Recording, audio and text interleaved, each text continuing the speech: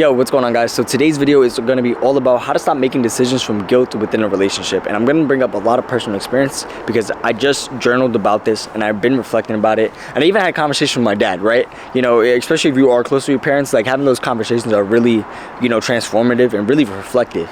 And that being said, it is really difficult to sit in this, turbulent emotion that I do feel, and I really want to put this out there just because I don't want to live my life like this no more. Like I'm 24 years young, and I've been so blessed with so many people that I've been able to have relationships with, whether that's friendships or intimate. But that being said, being 24 years young, I also am prone to make a lot of mistakes just because of my lack of experience and my lack of, overall, me being hard-headed, if that makes sense, right? That also being said, I also want to be very clear and say that I, am very hard on myself. And for a lot of you guys are probably hard on yourselves too. And what comes with that as well is just like this overwhelming feeling, like this kind of like umbrella of like, I always owed somebody something. I always had to make it up to somebody. And I feel like there was like a rope around my neck that like people always had something to me, whether it's girlfriends or friends. And especially with the girlfriend's part, because I'm a guy. I always make bad decisions. Yeah, not always, but I'm prone to make bad decisions. Bad things happen. I do, the wrong things sometimes. And I always felt like there's this constant neck pull of oh, you remember this, oh, you're tied to this, and I'm just so tied to the shackles of shame and guilt, and it really has built up a lot of resentment, not only towards myself but also towards the people I'm with. So that being said, I just want to read a couple things that I kind of just mulled over when I was in my journaling session and the conversations I had. One of the first things I want to say is always the short-term problem solving. So what does that look like? For me, what does it look like? I was always saying yes to things. I always felt that I literally could not say no just because I had to make it up to them, right? And that was the toughest part. So it was very short-term problem solving. And one of the things I wrote, right, is that the decisions I've made from guilt might save me today, right? It might make everything better right now. Like, oh, baby, I'll make it up to you, this, that, the third. But come tomorrow and come later on, it's going to kill me. It's just going to eat me alive. And I want to bring this up in a very, Christianity point of view because, we always talk about throwing seeds, reaping a good harvest within the Bible. And I feel like the seeds I was planting with many of my relationships was always from a place of guilt and shame. Even if I did something in the beginning of the relationship that might not have been that serious, or maybe it was super serious, later, every single time I was trying to say yes to something, trying to make it up to them, it was building up resentment and pressure later on. And I didn't realize it, right? And coming to a point now where I'm like, especially talking to my dad about it, it was like, yo, listen, don't make decisions out of this place because you're not gonna realize that this is not really you. And I guess that leads into my next point, where it's just like a loss of just losing yourself. You're always saying yes to things. You're not really present. You might look at your partner, you might look at your friends or your partner, whoever you hurt, and you might only see the mistakes you've made. And that literally, I gotta be honest with you guys, I would be in the car, I would look to, be with shorty or whatever. I look in the car, I look to my right, I'm like, damn, all I can see is all the things I've done wrong. All I can see is the pain and hurt I've caused. I wasn't even fully present because all I kept on thinking about was that damn, I've hurt this person, I've done this, that guilt and shame that I was so tied to, the things that had shackles over my life. And it's not necessarily because, right, obviously I did hurt that person, right? But also necessarily, this goes into my next point.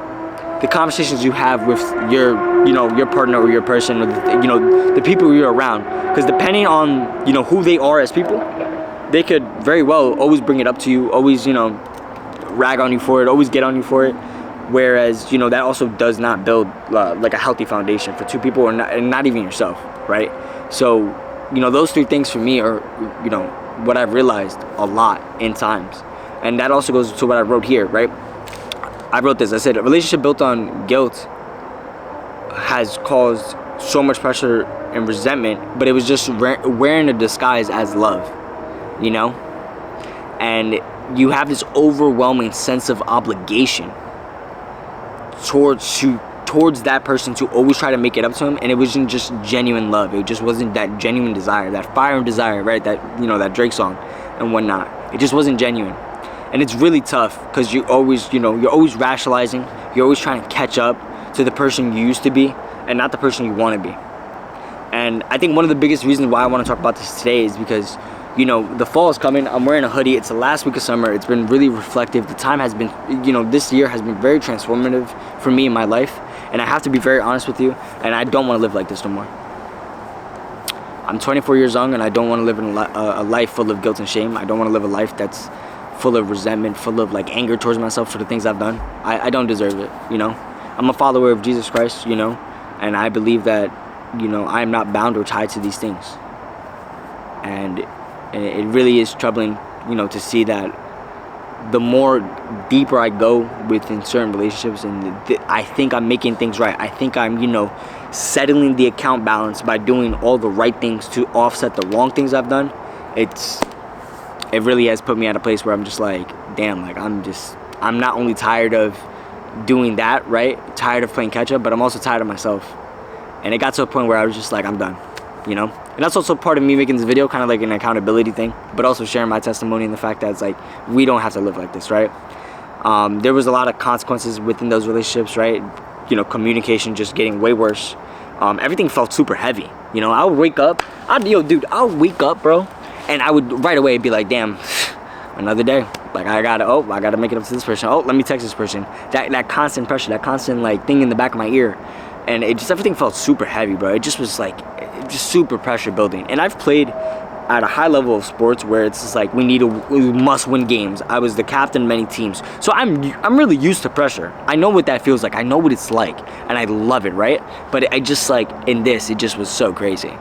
And I just didn't want it anymore, you know? So, that being said, coming to a conversion point here of what I'm going to be doing, and what I do suggest for, you know, you guys to be doing, is just really spend some time in that quiet place, whether that's prayer, journaling, meditating, whatever works for you. Really spend time in that quiet place and really just try to really focus and heal for it. For me, I have to shift my perspective. That's number one. I have to shift my perspective from always trying to compromise, always trying to, you know, sell a lesser version of myself to make everyone else happy, and really just, you know, really walk into what I've been called to walk into, and walk into the person that I'm supposed to be, really. That's first and foremost. I also want to say this too, is just kind of get it all out, whether that's talking to, like, you know, for me, I talk to my dad, you know, I could talk to, if I call one of my friends, they'll pick up, right? But really talk to somebody, really get it out, really, you know, really purge it out of you, I would say. You know, in my prayer life, I just confess it, you know. And it's okay to go back to that person you've hurt and really be like, listen, I'm very sorry that I've hurt you, you know, this and that. But also bring up, I was like, you know, this overwhelming pressure and guilt, it's too much to bear, you know. For me, I'm just going to go to Jesus and be like, you know, Lord, you died for my sins. And yet again, I am a sinner. And I just need that love and grace that you have, you know. God's grace always renews every day.